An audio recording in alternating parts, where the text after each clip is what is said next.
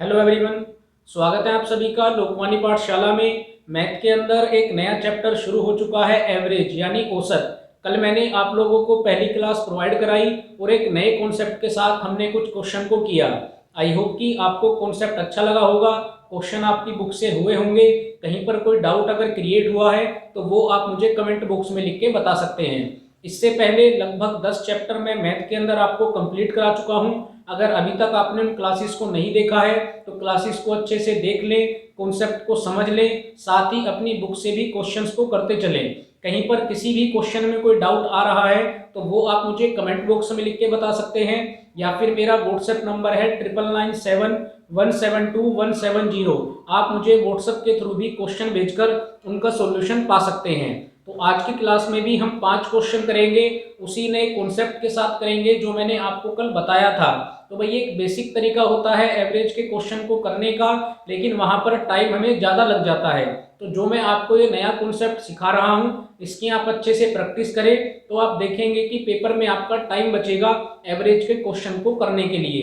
तो चलिए बिना देरी किए पहले क्वेश्चन की तरफ चलते हैं। और अगर अभी तक आपने चैनल को सब्सक्राइब नहीं किया तो चैनल को भी सब्सक्राइब कर लीजिए। लोकवाणी पाठशाला चैनल का नाम है। खुद भी सब्सक्राइब करें, अपने दोस्तों से भी कराएं ताकि उनको नए कॉन्सेप्ट की जानकारी हो। तो चलिए पहले क्वेश्चन की शुरुआत करते हैं। चलिए पहला क्वेश्चन पढ़ते हैं। लिखा हुआ है 20 व्यक्तियों की औसत आयु 25 वर्ष है तथा 5 अन्य व्यक्तियों की औसत आयु 20 वर्ष है। तब सभी व्यक्तियों की एक साथ औसत आयु आपको बतानी है। तो भाई पहले आपको कितने व्यक्ति दिए गए हैं? तो भाई पहले आपको व्यक्ति दिए गए हैं 20।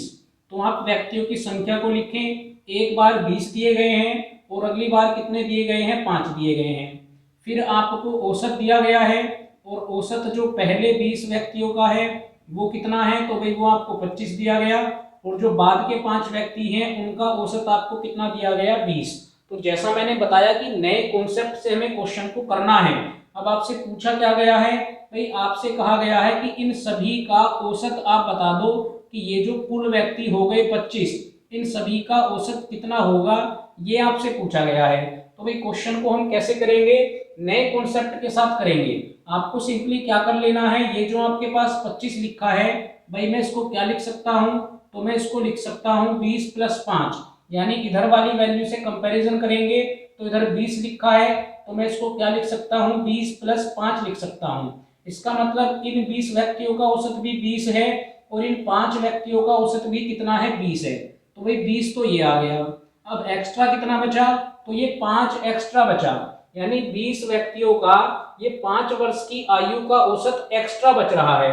तो अगर मैं इन दोनों की मल्टीप्लाई कर देता हूं तो यहां से वर्ष निकल के आएंगे कि टोटल कितने वर्ष एक्स्ट्रा हैं। तो आपने 20 की मल्टीप्लाई 5 में करी तो टोटल 100 वर्ष ये एक्स्ट्रा हैं। तो इन 100 वर्षों को हम क्या करेंगे? भाई इन 100 वर्षों को इन सभी व्यक्तियों में बराबर बराबर बांट दो। यही तो औसत होता है, यानी हर किसी के पास वैल्यू क्या होगी? बराबर होगी। तो टोटल व्यक्ति कितने हैं? 20 और 5 25। तो इन 25 व्यक्तियों में अगर मैं 100 को बांट दूंगा तो कितना आएगा? 4।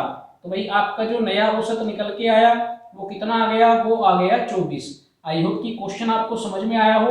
मैंने बड़े आराम से आपको समझाया है। अब बिल्कुल अगला दूसरा क्वेश्चन इसी टाइप का है, उसको फटाफट हम करेंगे। इसको एक बार आप नोट कर लीजिए।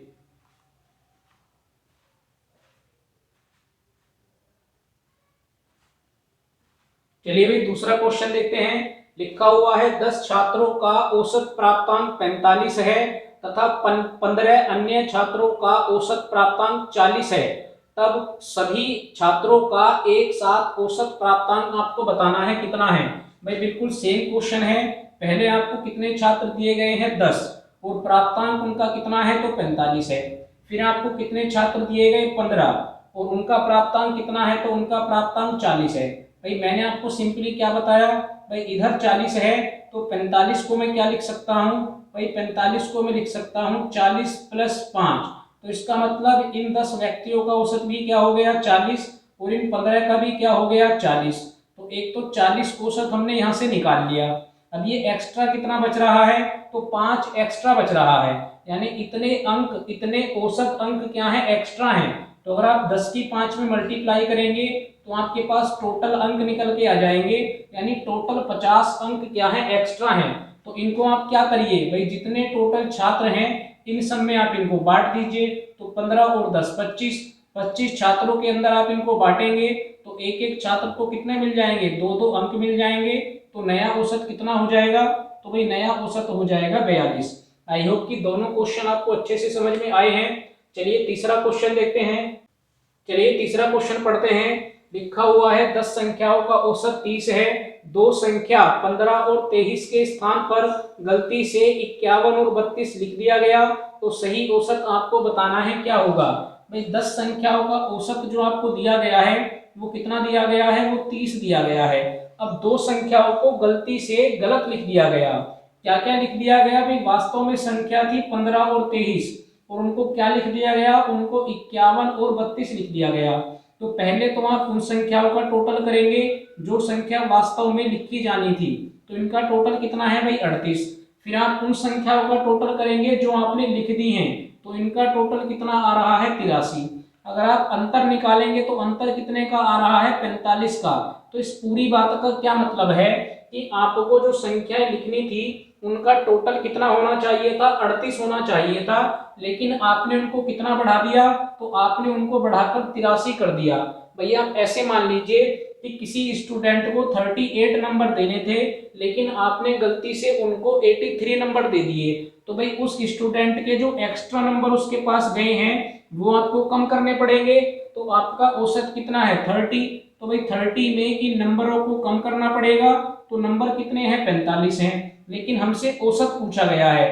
तो इन नंबरों को हम क्या करेंगे भाई, जितनी हमारे पास ये संख्याएं हैं उनमें बांट दीजिए। तो टोटल संख्या कितनी है 10 है, तो 10 में अगर हम बांट देंगे तो ये कितनी बार कटेगा, 4.5 बार कटेगा। तो 30 में से 4.5 को अगर आप घटाएंगे तो ये आपके पास कितना बच जाएगा, ये बच जाएगा 25.5। आई होप कि आपको क्वेश्चन समझ में आया हो। चलिए बिल्कुल ऐसा ही एक और क्वेश्चन करते हैं तो आपको और कॉन्सेप्ट क्लियर हो जाएगा।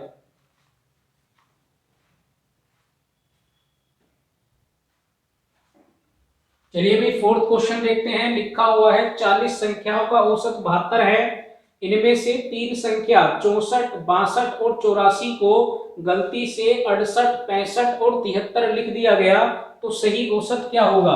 भाई बिल्कुल पहले जैसा क्वेश्चन है, केवल यहाँ पर संख्या कितनी हो गई है, तो संख्या यहाँ पर हो गई है 3। कौन कौन सी संख्या है, एक संख्या 64 है, एक संख्या 62 है और एक संख्या 84 है।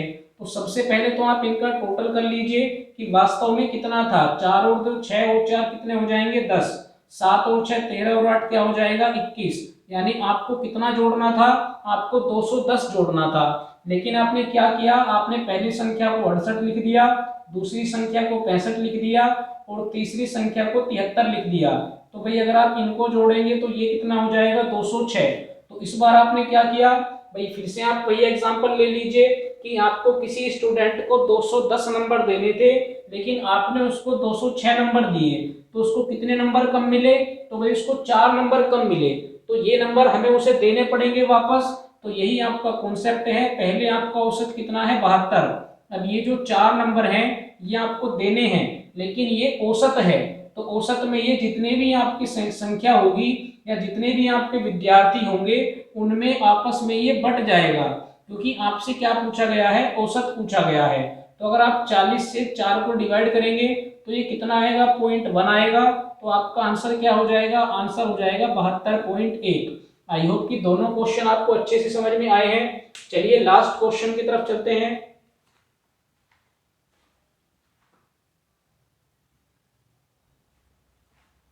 चलिए भाई इस क्लास के लास्ट क्वेश्चन की तरफ चलते हैं। लिखा हुआ है 7 संख्याओं का औसत 18 है। यदि उनमें एक संख्या 17 हो और उसे 31 में बदल दिया जाए। भाई यहाँ पर गलती नहीं की गई है, इस क्वेश्चन को आप ध्यान से समझें कि एक संख्या 17 है लेकिन उसको क्या किया जा रहा है कि उसको 31 में बदला जा रहा है। तो पूछा गया है नया औसत कितना है।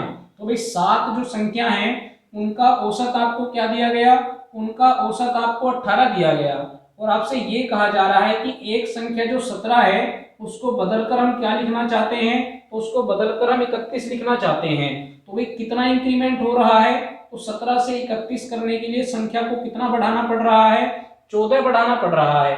तो भाई इसका फर्क किस पे पड़ेगा, औसत पे पड़ेगा। तो अगर औसत पे फर्क पड़ेगा तो कितना बढ़ाया जा रहा है, 14 बढ़ाया जा रहा है। तो हमारे पास पहले संख्या कितनी है, 7, तो ये 7 के साथ में क्या हो जाएगा, बट जाएगा। तो 7 से आप 14 को डिवाइड करेंगे, कितनी बार कटेगा, 2 बार।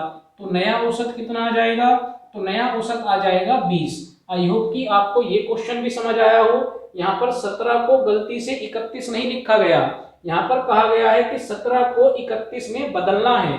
तो बदलना है इसका मतलब 14 उसको क्या करना पड़ेगा, बढ़ाना पड़ेगा। तो भाई अब ये 14 किस में बट जाएगा, जो 7 संख्याएं हैं, क्योंकि हमें तो औसत निकालना है, तो ये 7 की 7 संख्याओं में बढ़ जाएगा। तो 14 को अगर 7 में बांटेंगे तो सबके पास कितने कितने आएंगे, 2 आएंगे। तो पहले कितना था, 18, अब कितना हो जाएगा, 20। चलिए भाई आज की हमारी ये क्लास भी कंप्लीट होती है।